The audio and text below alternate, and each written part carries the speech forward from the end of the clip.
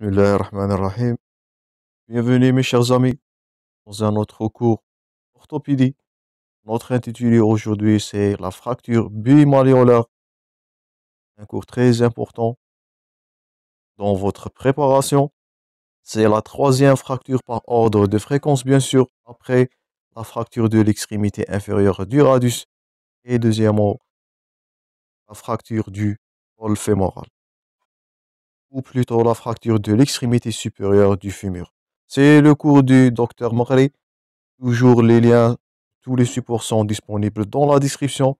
Je vous invite, mes chers amis, à abonner toujours pour recevoir ces vidéos durant toute l'année.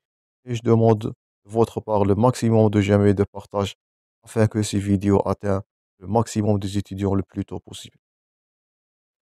Donc, le plan du cours là, c'est simple. Premièrement, on va voir des définitions et des généralités concernant l'articulation de la cheville, un rappel anatomique, le rappel physiologique. Le titre le plus important toujours, c'est l'étude anatomopathologique, les mécanismes de survenue de la fracture. On va aborder trois mécanismes, adduction, abduction et rotation. Le diagnostic, l'évolution et les complications et bien sûr le traitement. Et vous devez noter que la fracture bimalléolaire est une urgence en orthopédie. Pourquoi? On doit faire le diagnostic et adapter une conduite thérapeutique le plus précocement possible avant que l'œdème s'installe et il va cacher toutes les manifestations là. Donc c'est une urgence orthopédique et bien sûr c'est une articulation portant du corps, du poids du corps. Donc la réduction doit être anatomique et surtout en cas de lésion de la membrane de syndesmose qu'on va aborder dans ce cours. Donc premièrement, c'est toute fracture qui touche, ça c'est la définition, les berges de la mortaise tibio-péronéère. Donc ça c'est de la mortaise tibio-péronéère. C'est là où elle va s'habiter ou bien s'installer le talus. C'est une fracture, je vous ai dit qu'elle est fréquente, c'est la troisième fracture par ordre de fréquence. C'est une fracture bien sûr qui est articulaire. Lorsqu'on dit articulaire, là c'est le pronostic fonctionnel, c'est les raideurs, c'est la réduction anatomique qui doit s'installer, qui est primordiale pour une récupération fonctionnelle. Deuxièmement, le rappel anatomique. Donc ça, c'est facile. Donc ça, c'est l'articulation péronéo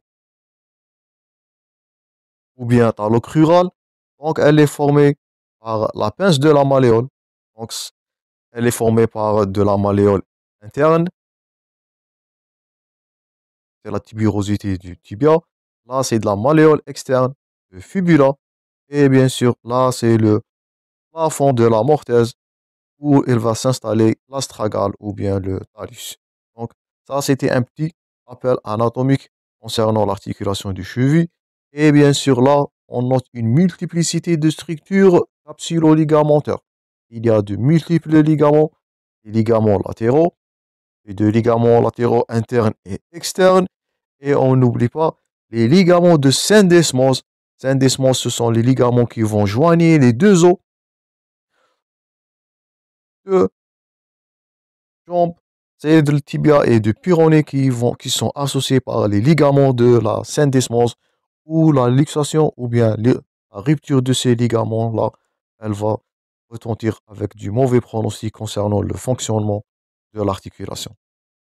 D'abord, c'est un critère, une lésion qui est plus grave que votre lésion où la syndesmose est intacte. Ça, c'est de la structure osseuse, ça on avait déjà dit. Là, c'est une radiographie normale de l'articulation de la cheville. Donc, notez bien, c'est l'intervalle d'1 centimètre entre le bord antérieur et extérieur, bien les deux faces antérieures et extérieures du tibia.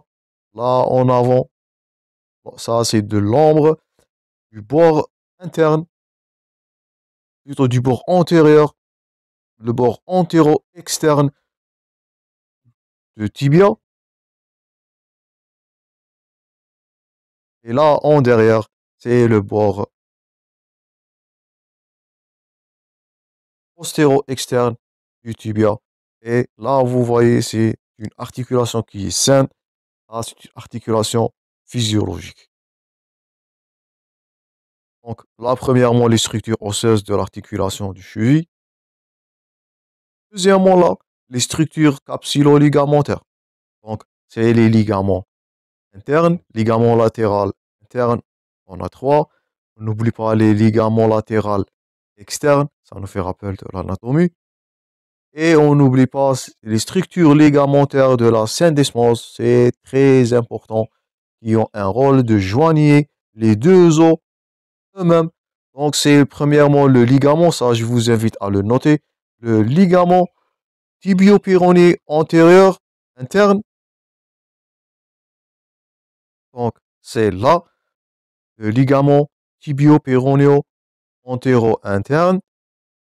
Deuxièmement, là, indiqué le ligament tibio-péronéo postérieur interne. Et on n'oublie pas la membrane interosseuse qui a un rôle très important pour joigner les deux os. D'abord, une lésion au niveau de la membrane interosseuse doit être réduite de façon anatomique ou ça, c'est du mauvais pronostic concernant le fonctionnement de l'articulation de cheville. Et je répète, c'est une articulation portante du corps, du poids du corps. Donc ça, c'était le rappel anatomique. Passons maintenant au rappel physiologique. Donc là, c'est une articulation qui est fortement boitée et elle a trois secteurs de mobilité. Donc on a de la flexion-extension, flexion dorsale de 20 à 30 degrés, flexion plantaire de 30 à 50 degrés, adduction, abduction et de la pronosupination. Donc, trois mouvements qui sont là. 3 degrés de liberté veut dire trois mouvements là sur trois plans. Plan sagittal, plan frontal et même le plan transverse. Mais ce que vous devez noter que les mouvements là, ils sont faits par combinaison. Ça nous fait rappel à l'anatomie du pied. Donc, on a le premier mouvement, c'est de l'inversion. Premier mouvement, ou bien la combinaison des mouvements. Une inversion, elle associe l'adduction, la flexion plantaire avec une supination. Donc, adduction, flexion plantaire avec supination, ça c'est de l'inversion. Donc, et ça c'est le premier mécanisme de chute. On va aborder ça dans l'anatomopathologie. Deuxièmement, l'éversion, c'est l'inverse. Là, c'est l'abduction avec une flexion dorsale et une pronation. Donc ça, c'est de l'inversion, on répète. C'est adduction, flexion plantaire, supination. Deuxièmement, l'éversion, c'est abduction, pronation avec flexion dorsale. Donc ces mouvements-là, 3 degrés de liberté. Donc c'est une articulation qui travaille de façon compliquée, de combinaison. C'est pour cela qu'on insiste toujours à l'intégrité de structures osseuses et même des structures ligamentaires qui assurent le bon fonctionnement de ces mouvements-là qui sont complexes. Et c'est la marche qui est mise en jeu là en cas, en cas des atteintes de la cheville. Donc, ça, c'était tout concernant le rappel anatomique et physiologique. Maintenant, on va aborder le titre le plus important. C'est l'étude anatomopathologique, les lésions ou bien les mécanismes des lésions de la malléole ou bien de la fracture bimalléolaire. Donc, le mécanisme là, c'est, notez bien, un mécanisme qui est indirect le plus souvent. C'est la chute du corps latéralement avec pied qui est bloqué au sol. Donc, le pied va être bloqué dans le sol et le corps qui va chuter latéralement là et ça va causer la fracture bimalléolaire. Le mécanisme direct est très rare. C'est, notez bien, le mécanisme indirect, c'est la chute avec un pied qui est bloqué au sol latéralement. Donc, soit c'est de l'adduction ou bien de l'abduction et on va voir le troisième mécanisme qui est de la rotation. Donc, commençons premièrement par la chute sur le pied en adduction ou bien en inversion. Donc là, c'est la notion d'inversion. Donc c'est une adduction, pronation avec flexion plantaire. Donc ça, c'est le premier mécanisme de chute. C'est pour cela qu'on a insisté sur le rappel anatomique. Donc premier mécanisme de fracture, c'est la fracture en adduction avec le pied qui est bloqué en inversion. Donc ça, c'est appelé le mécanisme en adduction. Le pied, il est bloqué.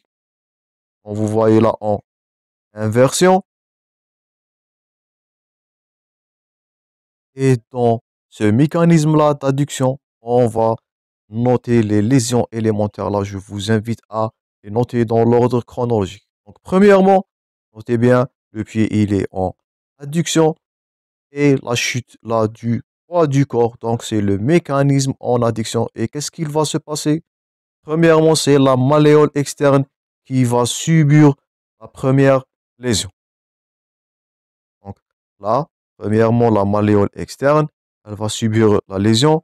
Si, soit c'est la déchirure des ligaments externes, ou bien, soit c'est de la rupture bien, la solution de continuité avec un arrachement de la tibérosité péronnière, avec un trait de fracture là qui est horizontal. Ça, c'est premièrement. La malléole externe, un trait de fracture qui est horizontal. Heureusement, dans ce mécanisme en adduction, la syndesmose, elle est intacte. Vous notez là les ligaments de la syndesmose qui sont intacts.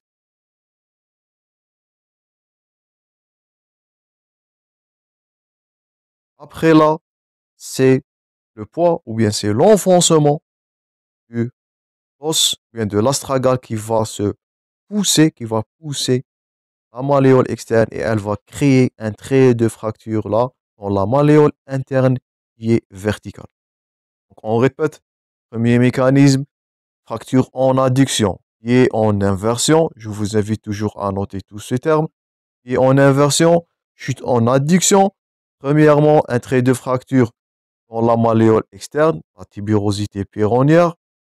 Ça, c'est le premier trait de fracture. Heureusement, il n'y a pas de rupture de la syndesmose ou bien des ligaments de la syndesmose. Après ça, c'est l'enfoncement. Donc, c'est une contrainte mécanique là entre le talus et la tibérosité ou bien de la malléole interne. Et elle va se manifester par un trait de fracture là qui est vertical au niveau de la malléole interne. Donc, si on récapitule la fracture en adduction, et je répète en inversion, un trait de fracture horizontale au niveau de la malléole externe, syndesmose intacte, un trait de fracture verticale dans la malléole interne. Notez tous ces lésions élémentaires là, ça peut être des questions fréquentes des examens. Donc, premier mécanisme, fracture en adduction, et comme on avait dit là, la syndesmose, elle est intacte. Donc, plus ou moins, le pronostic là, il est réservé. Donc, premièrement, fracture en adduction et en inversion. Deuxièmement, là, c'est l'inverse. C'est la chute du corps en dehors, le pied qui est bloqué là en éversion. Là, c'était le pied qui a été bloqué en inversion. Là, c'est le pied qui est bloqué en éversion. Le mécanisme là, il est en abduction. Donc, fracture en abduction là, c'est le total, c'est l'inverse. Notez là, c'est ça, par contre, à ça. Donc, ça, c'est deuxièmement la fracture en abduction. Et qu'est-ce qu'il va se passer dans ce mécanisme-là? Donc, premièrement, là, c'est une solution de continuité, une fracture qui est horizontale de la malléole. Là, c'est interne. Donc, la malléole interne, un trait de fracture qui va se manifester en premier plan. Donc, premièrement, un trait de fracture horizontale dans la malléole interne. Deuxièmement, malheureusement, la rupture, comme vous voyez là, la rupture du ligament pyrono-tibio, c'est le diastasis. Donc là, c'est un diastasis c'est la solution de continuité entre les deux os. On appelle ça le diastasis. C'est la rupture de la membrane interosseuse et les ligaments de la syndesmose, malheureusement. Et troisièmement, la contrainte mécanique, là, quand vous voyez le poids de l'astragale et du talus et du calcanéum, il va créer des contraintes mécaniques, là, au niveau de la fibula et bien de la péronée. Est-ce qu'il va donner un trait de fracture, là, qui est horizontal en abduction, qui est pure. Donc là, c'est l'inverse. On récapitule. Pied bloqué en inversion. Mécanisme de fracture en abduction. Premier stade, fracture horizontale ou bien un trait horizontal dans la malléole interne.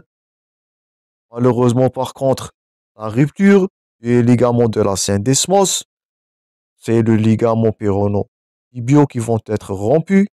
Il va créer un diastasis et même de la membrane interosseuse qui est déchirée là. Donc, c'est grave ou bien c'est mauvais par rapport au mécanisme en adduction. Et dernièrement, la contrainte mécanique là, elle va se poser au péroné et elle va créer un trait de fracture qui est horizontal. Quand vous voyez là, c'est le mécanisme en abduction pure. J'espère que c'est clair. Donc, faites attention entre ces deux mécanismes. Premièrement, en inversion, membrane interosseuse intacte ou bien syndesmose intacte, crée de fracture premièrement sur la malléole externe qui est horizontale avec un trait de fracture qui est vertical au niveau de la malléole interne. Ça, c'est l'adduction. Deuxième mécanisme là, c'est l'abduction. C'est l'inverse. Malheureusement, la rupture de la membrane, bien du ligament de la syndesmose, un diastasis comme vous voyez là, avec deux traits de fracture. Le premier par ordre chronologique, c'est au niveau de la malléole interne, un trait de fracture horizontal, et par suite, au niveau du péroné ou bien de fibula, le mécanisme de l'abduction qui est pur, et il va créer un deuxième trait de fracture qui est horizontal. Donc là, c'est un mécanisme où les lésions sont importantes plus que le mécanisme en adduction. Donc, premièrement, adduction. Deuxièmement, mécanisme en abduction. J'espère que vous pouvez faire la différence maintenant entre ces deux mécanismes. Troisièmement, le troisième mécanisme, c'est la plus fréquente. Donc, c'est la fracture en rotation externe. Donc, adduction, abduction, troisième mécanisme, fracture en rotation externe sus-ligamentaire. Donc là, c'est la chute sur le corps en rotation externe du pied, bloqué en version. Ça, c'est du mécanisme rotatoire, rotation externe. Donc, qu'est-ce qu'il va se passer dans ce troisième mécanisme-là? Et notez bien, c'est le plus fréquent. Donc, premier stade, fracture de la malléole interne ou bien du ligament latéral interne. Donc là, premièrement, fracture de la malléole interne ou rupture du ligament, l'un des deux. Donc là, c'est le mécanisme rotatoire, je répète. Deuxièmement, malheureusement aussi là, on note la rupture de la ligament ou bien des ligaments de la diastasis, c'est la rupture de ligament péronio-tibial antérieur avec un diastasis. Donc là, la membrane, elle est atteinte malheureusement dans ce mécanisme-là. Troisièmement, après la rupture de la syndesmose, ou bien de la diastasis qui est très notée là dans ce mécanisme, on va noter quoi? La fracture du péroné. Là, le trait de fracture, il est oblique, notez ça bien, en bas et en arrière. Donc, elle peut être soit haute, soit basse. Donc, on répète, le mécanisme en rotation externe, premièrement, notez tout là les stades en ordre chronologique. La fracture au niveau de la malléole interne, bien du ligament, ça c'est en premier plan. Première lésion, elle est interne. Deuxièmement, Un diastasis, rupture de la membrane interosseuse et avec la rupture des ligaments de la syndesmose antérieure, indiqué là. Troisièmement, la fracture à l'extérieur, c'est de la péronée. Le trait de fracture là, il est oblique. Quand vous voyez là, il est oblique en bas et en arrière. Notez ça bien. Et quatrièmement, la rupture du ligament péronio-tibio postérieur, la membrane interosseuse. Et là où le diastasis, quand vous voyez là, il va s'augmenter ou il va s'allonger de façon qui est très remarquable. Donc, malheureusement, ce mécanisme-là, il contient les lésions les plus importantes avec un diastasis qui est très important, une rupture de la membrane de façon prolongée, comme vous voyez là, rupture de ligaments, deux ligaments antérieurs et postérieurs, les ligaments péronio-tibial, les ligaments de la syndesmose. Donc là, c'est du mécanisme de rotation externe. J'espère que vous pouvez différencier maintenant entre les trois mécanismes avec les lésions caractéristiques. Donc ça, on récapitule le dernier mécanisme de rotation, fracture de la malléole interne, un trait qui est horizontal, un trait oblique, notez ça bien dans le péroné qui est oblique en bas et en arrière, et la rupture des deux ligaments de la syndesmose, et notez bien le diastasis, la membrane interosseuse qui est déchirée de façon très importante là à cause du mécanisme rotatoire qui est le plus mauvais pour l'articulation. Donc ça, c'était tout pour l'anatomie, les trois mécanismes. Le mécanisme rotatoire, plutôt le mécanisme en adduction, le mécanisme en abduction et le mécanisme rotatoire, la fracture en rotation externe et en abduction, bien sûr. Donc ça, c'était tout pour cette première partie. Je vous rencontrerai dans la deuxième partie où on va aborder les classifications, le pronostic, l'évolution et bien sûr le traitement avec le pronostic. Donc je vous remercie pour votre attention mes chers amis. Je vous rencontrerai prochainement, Inch'Allah. Bon courage et je vous rencontrerai prochainement.